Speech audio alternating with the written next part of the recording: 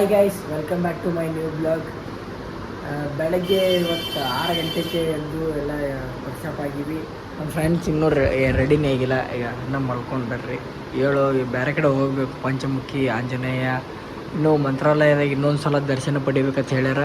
ಎಲ್ಲರೂ ಅಂದ್ಕಿಸಿಂದ ಎಲ್ಲರೂ ಮಲ್ಕೊಂಡ್ರ. ಇಲ್ಲಿ ನೋಡ್ರಿ, ನಾವು ಒಬ್ಬನೇ ರೆಡಿ ಆಗಿ ನೋಡ್ರಿ ಗೈಸ್. ಈಗ ಇವರೆಲ್ಲರಿಗೆ ಎಬ್ಬಕಿಸಿಂದ ರೆಡಿ ಮಾಡಿಸ್ಬೇಕು. ಸಿಗ್ತೀವಿ. ಹೇಳ್ರಿ ಗೈಸ್, ನಾವು ಈಗ ಜಸ್ಟ್ ಮಂತ್ರಾಲಯ ಒಳಗೆ ರೂಮ್ ಚೆಕ್ಔಟ್ ಮಾಡ್ಕೊಂಡು ಪಾರ್ಕಿಂಗ್ ಒಳಗೆ ಕಾರ್ ಹತ್ರ ಬಂದೀವಿ. ಈಗ ನಾಷ್ಟ ಮಾಡಬೇಕು. ಮತ್ತು ಅಲ್ಲಿಂದ ಯಾವುದೋ ಪಂಚಮುಖಿ ಆಂಜನೇಯ ಯಾವುದೋ ದೇವಸ್ಥಾನ ಅಂದ ಅಣ್ಣ, ಅಲ್ಲಿ ಹೋಗ್ಬೇಕೀಗ.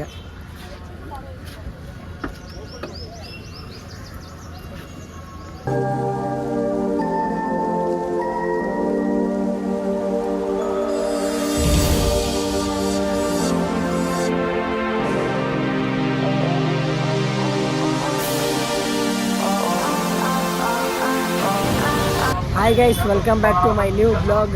ನಾವು ಮಂತ್ರಾಲಯದಲ್ಲಿ ಚೆಕ್ಔಟ್ ಮಾಡ್ಕೊಂಡು ಇಲ್ಲಿ ಅಭಯ ಆಂಜನೇಯ ಅಂತೇಳಿ ಒಂದು ದೇವಸ್ಥಾನ ಐತಂತ ಕಾರ್ ಡ್ರೈವರ್ ಅಣ್ಣ ಹೇಳ್ದ. ಅದಕ್ಕೆ ಇಲ್ಲಿ ಬಂದೀವಿ. ನೋಡ್ರಿ, ಇಲ್ಲಿ ಆಂಜನೇಯಂದು ಸ್ಟ್ಯಾಚ್ಯೂ ಮಾಡ್ಯಾರ. ದೇವಸ್ಥಾನ ಚಲೋ ಐತಿ. ಮಂತ್ರಾಲಯದಿಂದ ಬಂದಿರಿ ಅಂದ್ರೆ ಮಂತ್ರಾಲಯಕ್ಕೆ ಯಾರೇ ಬಂದು ನೋಡ್ಬೋದು ನೀವು.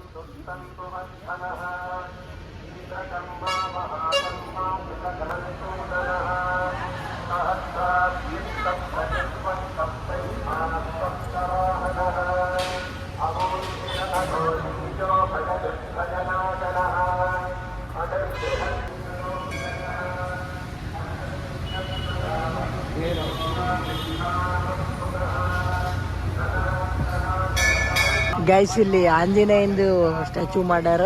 ಅದ್ರ ಅಪೋಸಿಟ್ಟೇ ಇಲ್ಲಿ ರಾಮಂದು ಮೂರ್ತಿನೂ ಮಾಡ್ಯಾರ.